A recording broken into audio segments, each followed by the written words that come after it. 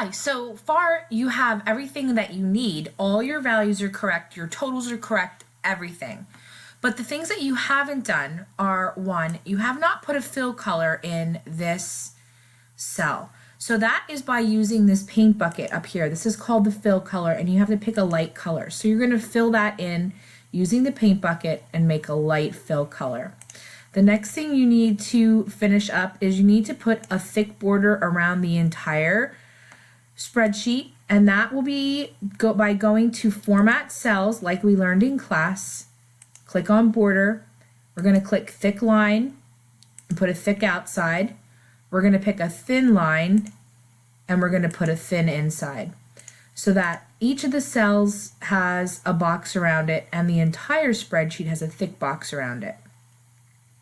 The other thing is you needed to go through and look at the expenses.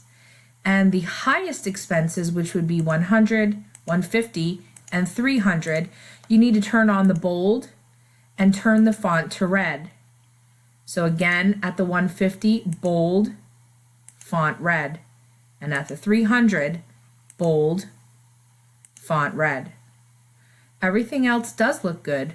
You can use this video to correct yours and then resubmit it.